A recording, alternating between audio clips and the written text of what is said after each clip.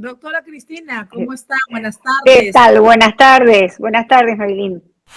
Doctora Cristina Balinotti, usted como psicóloga, doctora en psicología y experta en familia, pues hemos venido hablando y hemos venido visto en su canal de YouTube también todo lo relacionado con esta masacre en Uvalde, en Texas, esta masacre que conmocionó a todo el mundo, no solamente aquí en Estados Unidos. También estamos viendo las secuelas de muchos niños y muchos padres que tampoco quieren enviar a sus hijos a las escuelas por lo ya vivido.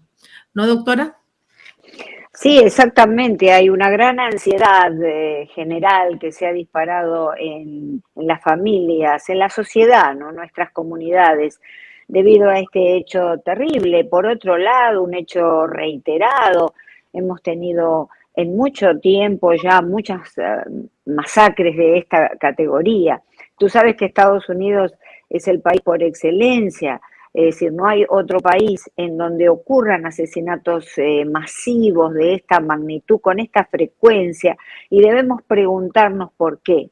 Debemos hacer una reflexión como sociedad y entonces, entre todos, llegar a algunas conclusiones saludables.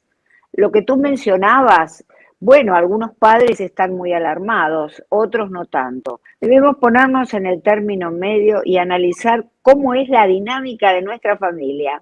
¿Qué tal nos llevamos con la pareja y con los hijos? ¿Hay algún problema de base? ¿Hay violencia? ¿Hay exceso de exposición del niño a las redes sociales? Y hay un exceso de silencio de parte de los padres que no hablan con el niño. Esta es una fórmula para este desastre que hemos visto. Desde ya que se puede analizar mucho el tema, pero vamos a ver qué preguntas tienen las personas de tu audiencia eh, para empezar un poco a desandar el tema para desarrollarlo. Dice, buenas tardes, doctora Cristina Balinotti. ¿Cómo se evalúa el estado mental de una persona? Si se encuentra bien o se encuentra mal. La primera evaluación la realiza la familia, el niño, el adolescente, la pareja, en este caso vamos a hablar de los adolescentes, cambian la manera de ser, cambian los hábitos de alimentación, de sueño, cambian los amigos, se retraen, no quieren ir a la escuela, quieren vivir pegados al videojuego, a las redes sociales. Algo está pasando adentro de ese niño. Atención, ya la adolescencia, la pubertad, inclusive la niñez, son épocas bien difíciles, pero en especial la adolescencia, en la cual el cerebro está cambiando constantemente, está cambiando el cuerpo, la manera de ver la vida. Atención, la fórmula es 80% escucharlos, favoreciendo el diálogo, 20% hablar. 80% de interacción familiar, 20% de interacción con las redes sociales. Importantísimo lo que está diciendo, doctora, porque sabemos que las redes sociales influyen mucho hoy en día en todo lo que está pasando. E incluso hemos visto después de esta masacre en Uvalde, en Texas, donde perdieron la vida muchas personas, e incluso daños colaterales, como perdió también la vida el esposo de la maestra a la noticia y muchas cosas más que hemos visto. También de alguna manera vemos que incita a otras personas, porque en menos de una semana vimos 2 atentados frustrados, gracias a Dios, pero atentados como tal. Exactamente. Dos preguntas hay allí. La primera, de parte del público, de la señora que se conectó antes, sobre la evaluación mental. Otra manera de evaluar la salud mental es ver si en nuestra familia hay mucha violencia. Si nosotros no consideramos violentos nuestros comportamientos, pero nos comunicamos, no gritamos, nos insultamos, empujamos, nos queremos, pero esa es la manera de ser de la familia. Ese es el problema. El niño aprende este lenguaje de la violencia, así como el lenguaje gramatical, lo aprendemos. Con respecto a la segunda parte, que sería segunda pregunta tuya, se repiten estos hechos, porque lo que sucede en el ser humano es que todos, pero muy especial los jóvenes, aprenden por el ejemplo, aprendemos imitando. Entonces, ¿por qué? Porque nuestro cerebro dispone de lo que se llaman neuronas espejo, las que copian los comportamientos.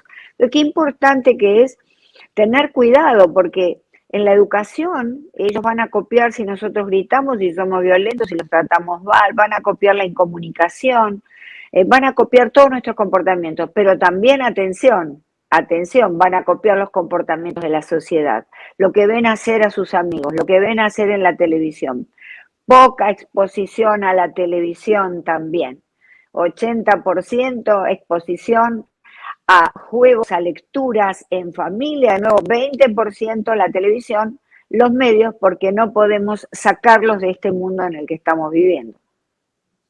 Doctora, buenas tardes, doctora Cristina Balinotti. ¿El distanciamiento emocional de un joven puede ser señal de un perfil psicopático?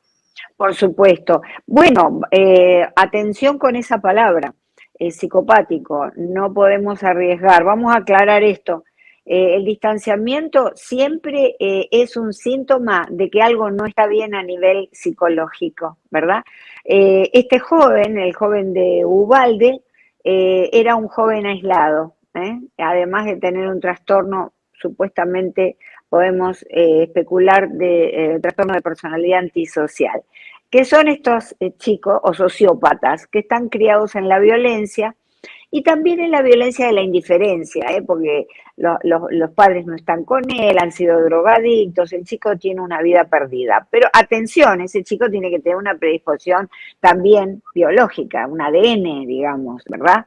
Que lo predispone a la violencia. Porque ¿cuántos chicos hay de familias sociópatas violentos que no salen asesinos masivos? Entonces, hay que tener una predisposición. Por eso es importante criar a los niños, porque no sabemos su material genético, en la mayor armonía posible de la familia.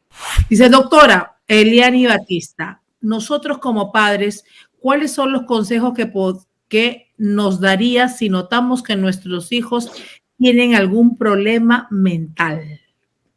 Bueno, inmediatamente priorizarlo, dejar de lado todo lo demás que estamos haciendo, hablar con el médico pediatra, hablar al mismo tiempo con un psicólogo, si conocemos a alguien de confianza, a lo mejor en la familia hay un médico psiquiatra, hay un psicólogo, consultarlo. Si no, vamos al médico pediatra, que es muy importante, el médico primario, y pedirle una evaluación para saber si el niño tiene una enfermedad clínica médica.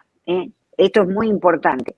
Y también para saber si el niño, y esto lo va a hacer el psicólogo, tiene algún tipo de trastorno psicológico clínico, porque a veces los niños se aíslan, tienen problemas, pero no es nada clínico, es algo que lo podemos transitoriamente tratar y pasa.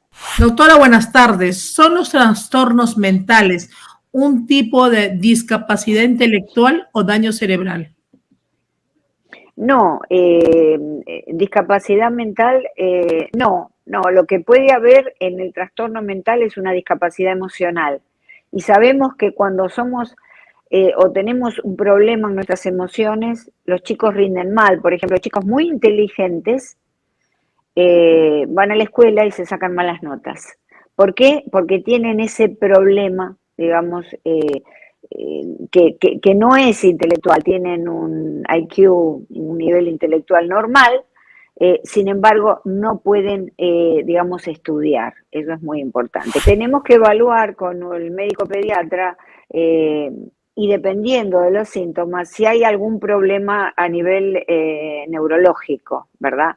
Porque entonces si hay un problema a ese nivel, algún desequilibrio, puede dar algunas conductas que se confundan con un trastorno mental. La cantidad de material violento que está instantáneamente a la mano de la juventud puede estimular a que busquen llamar la atención de manera violenta. ¿Cómo podemos evitar el abuso de las pantallas? Sí, dos preguntas. La primera, sí, vemos a esos niños que tratan de copiar el videojuego violento con el hermanito y le pegan o hacen que lo están matando. Sí, indudablemente lleva a ciertas conductas violentas en el seno de la familia, ¿verdad? El abuso de las pantallas se evita siempre con mucho abuso de comunicación familiar. Ese es el único abuso posible que necesita un niño, es el abuso de comunicación familiar. Hablar, hablar, hablar, hablar con ellos, dialogar, permitir que hablen, no juzgarlos, no criticarlos porque se van a cerrar. Cualquier cosa que nos quieran contar. Y cuando el niño nos cuenta algo que a nosotros nos asombra, que es terrible lo que me está diciendo, no juzgarlo. Decirle, bueno, es interesante lo que estás diciendo, podemos evaluarlo. ¿Por qué lo estás diciendo? Eso sería una manera de comenzar un diálogo. Pero siempre el diálogo es lo primero. Comunicación viene del latín, la misma raíz que comunión. Es decir, cuando yo me comunico con mis hijos, estoy haciendo una comunicación en el altar de la familia. Buenas tardes, doctora. ¿Cómo podemos nosotros reaccionar al ver a nuestros hijos que están pasando por un problema psicológico?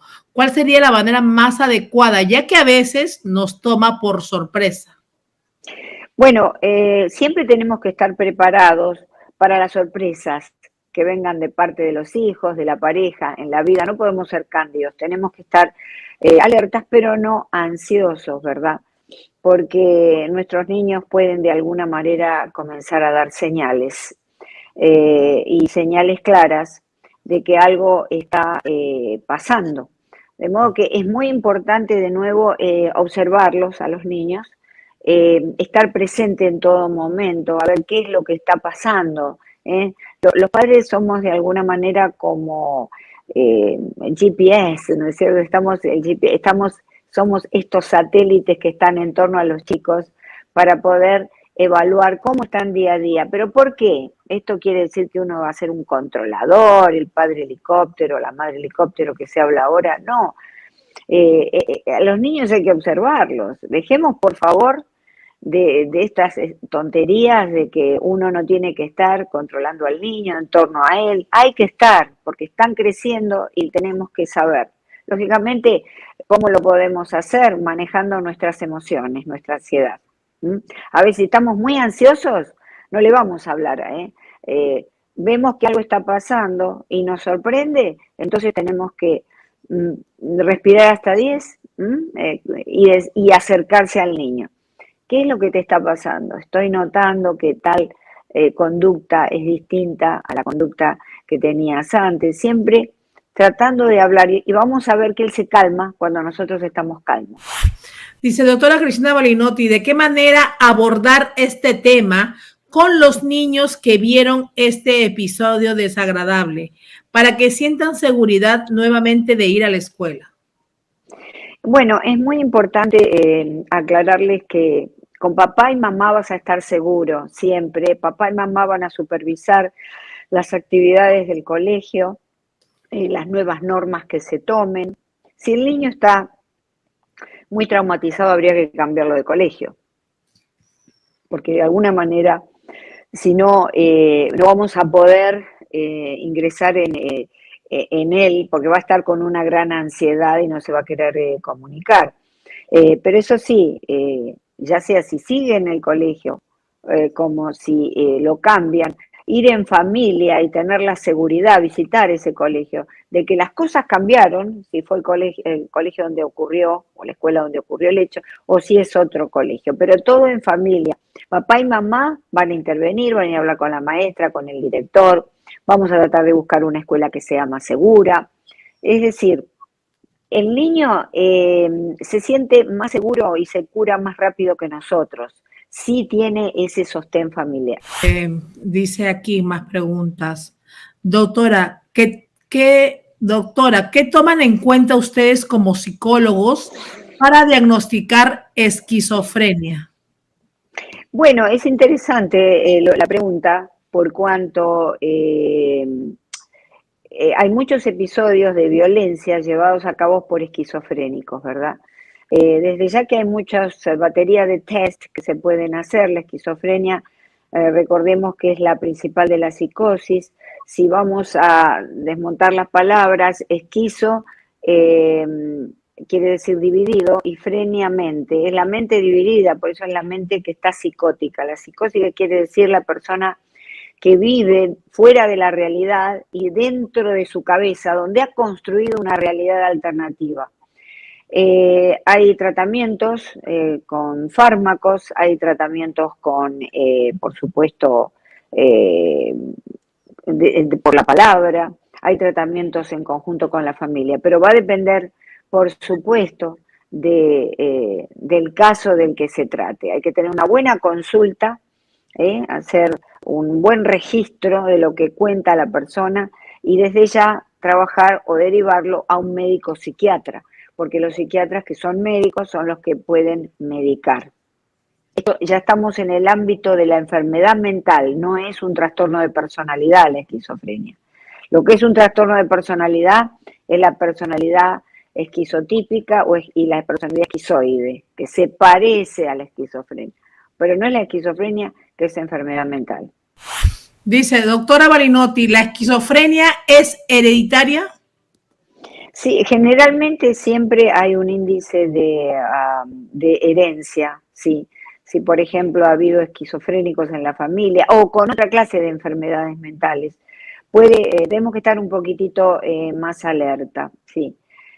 Sobre todo porque hay que tratarlos a tiempo, tienen que estar medicados, en fin, son muchas cosas que hay que hacer para manejarlo, porque ya se trata de una enfermedad de índole mental, claro.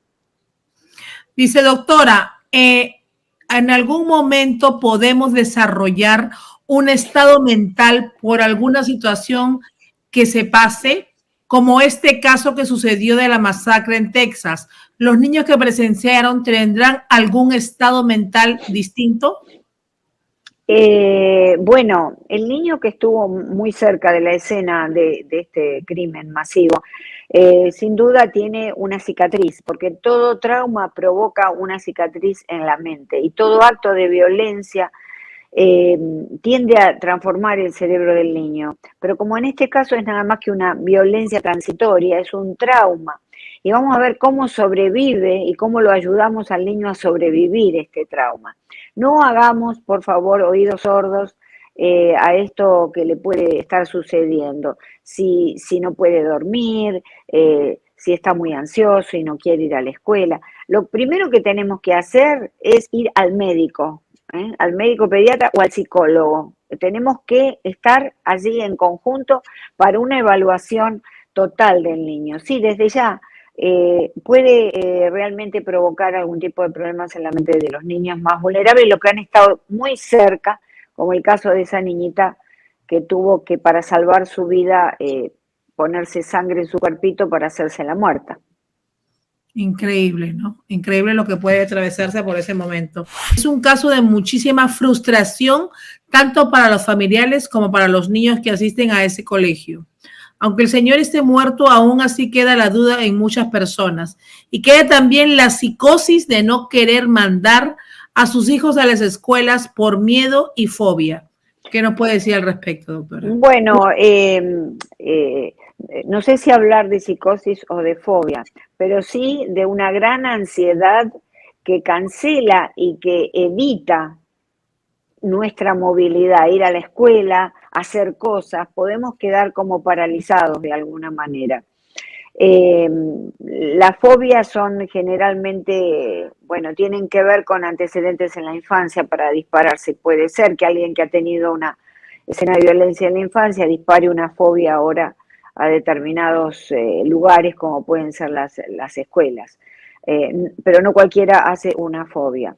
Y una psicosis, sabemos que hay psicosis transitorias, pero no sería este el caso. Por ejemplo, está la psicosis del inmigrante, que es transitoria, porque llega y hay un gran quiebre con la realidad que la persona conocía en su país, y entonces puede entrar una psicosis que luego remite, que luego pasa. Doctora, ¿por qué tantos niños se motivan a hacer eso a otros niños, atentar contra otros? Bueno, estamos hablando aquí de un joven de 18 años, justo en la época en que ya se consolidan los trastornos de personalidad, con una vida muy difícil, muy dura, sin duda un material genético adecuado, una vida en donde no se le enseñó digamos, la diferencia entre el bien y el mal, donde no se le ayudó a desarrollarse. Y entonces, de alguna manera, no encajaba en ningún lado, no tenía este sentido de pertenencia que uno tiene que tener y es muy sano. Y entonces explotó con esa rabia por toda la frustración de una vida desde su nacimiento realmente muy difícil. Pero, lógicamente, no estaba loco, digamos, tiene un trastorno de personalidad que en este caso es trastorno de personalidad antisocial o sociopatía según muchos autores. Ahora, es distinto del psicópata, por favor. El psicópata es diferente. El psicópata primario es el psicópata que ya viene con una obnubilación de las emociones, no puede sentir, no puede sentir. Y usa a las personas como objetos. Después está el psicópata secundario, que es el que se crea producto de un trauma, que puede anular el área de sus emociones. Doctoras, acá hay dos preguntas. Vamos con esta primero. Doctora, ¿es posible que estos comportamientos como el del atacante vengan de un trastorno del hogar? Sí, sin duda, sin duda. Sabemos que en el caso de este joven la madre lo abandonó, era una mujer drogadicta, por lo cual el padre creo que me parece que no lo conoce, se fue a vivir con los abuelos. Sí, este joven no tenía un sentido de pertenencia. El ser humano cuando nace necesita saber que es querido, aceptado y que está allí con raíces en esa familia. Cuando les cortamos las raíces de temprano, y viene un material genético vulnerable, un material genético que predispone a la violencia, es la fórmula para prescripción para el desastre, ¿verdad? Porque entonces ocurren este tipo de comportamientos. Que es muy importante evaluar. Ahora van a surgir, hay una ley que esperemos que la firme el gobernador DeSantis.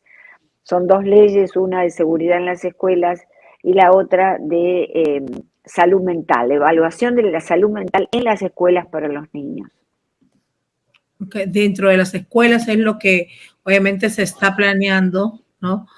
Poder tener esta, vamos a decir, esta forma de prevención, ¿no? Claro. Teniendo muy en cuenta la salud mental de los niños. Dice, doctora, ¿será que los padres de este joven nunca se dieron cuenta de su estado mental? No, bueno, el padre no estaba, creo que es desconocido. La madre lo abandonó porque era una mujer drogadicta con serios problemas. Vale decir que él fue a vivir con los abuelos. No sabemos la vida intrafamiliar mientras él vivió con la madre, pero podemos suponer que había una historia de abuso, de violencia debido a la adicción a las drogas de la madre, ¿verdad? Claro que sí. Dice, doctora, con respecto a lo antes hablado, ¿qué recomienda usted desde su punto de vista que se puede hacer para evitar que alguno de estos casos vuelva a ocurrir? En principio, se habla de esta ley en las escuelas de salud mental. Bueno, la ley tiene que contemplar, y yo no la he leído, no la conozco, pero tiene que contemplar un gabinete psicopedagógico, in situ, es decir, en el lugar, que esté presente con un pedagogo, con un psicólogo, pagar personal especializado, quizá un médico psiquiatra, pero pagarles para que puedan estar allí y hacer cursos de preparación a todos los maestros y a los padres también, pero a los maestros para detectar una conducta anormal. Un niño que va vestido como ocurrió con este joven, que no sé a dónde fue vestido, creo que a la escuela misma, a su lugar de estudio, todo con un traje, digamos, como los que se colocan los profesionales de la salud frente a las infecciones. Es decir, todo niño que tiene un comportamiento extraño, tenemos que evaluar, ¿es el inicio de una enfermedad mental o es el inicio de un trastorno de personalidad, que siempre va a ser más manejable, ¿verdad?, que la enfermedad mental? Claro que sí. Y los padres en la casa tenemos que poner nuestras antenas dirigidas a los niños.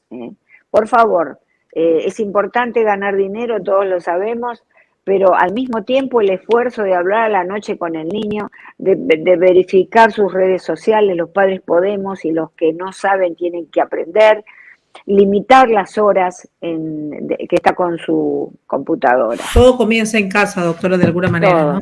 Todo, Podemos prevenir este tipo de casos si tomamos atención a nuestros hijos y sabemos qué es lo que está pasando.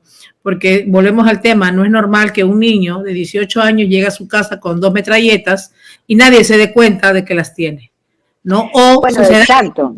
Por no preguntar, ¿para qué claro. Un niño de 18 años compra 2 metralletas que es para una guerra? Claro, no, y aparte lo que tiene que haber también es... antes, esto lo dije ya creo que en Telemundo, en un noticiero, tiene que existir lo que se llama un registro de salud mental. Cuando el joven va a comprar las armas, no solamente un background criminal, sino que tiene que estar limpio de algún tipo de su salud mental, por un psicólogo especializado, digamos, contratado por el gobierno de la ciudad, no que él puede llevar de cualquier psicólogo digamos, un registro de salud mental que le habilite para comprar un arma. Más allá que las armas habría que, digamos, restringirlas un poco, ¿no? Doctora, escuché en las noticias que le iban a dar armas a los maestros. ¿Está usted de acuerdo en eso? No, para nada.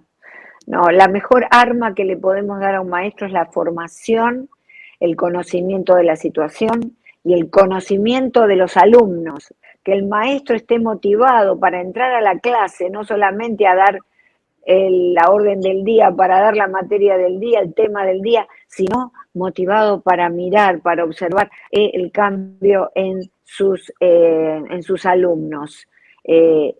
Es muy peligroso, creo que le estamos echando leña al fuego. Muchas preguntas que están entrando, muchas preguntas. Queremos invitarlos también de que hay mucha información. La doctora Cristina Balinotti, ella colabora en muchos medios aquí en la ciudad de Miami y también en Estados Unidos y en el mundo completo, donde pueden encontrar esa información en su canal de YouTube, unifamilia.com, donde habla de los perfiles también de las personas como ese joven, ¿no, doctora? Sí, exactamente. En los últimos días he estado en varios medios de la ciudad de Miami, en Univisión, en Telemundo, en Venezolano TV, para poder hablar de esto. Y hay un video allí en unifamilia.com que habla del perfil de este joven, ¿verdad? Lamentablemente, esto creo va a seguir sucediendo si nosotros no ponemos cartas en el asunto, nosotros los padres. Entonces, yo lo que le pido a ustedes es que esto que se habló ahora lo hablen con sus hijos, con sus hijas, lo hablen con sus nietos, lo hablen con todo el mundo.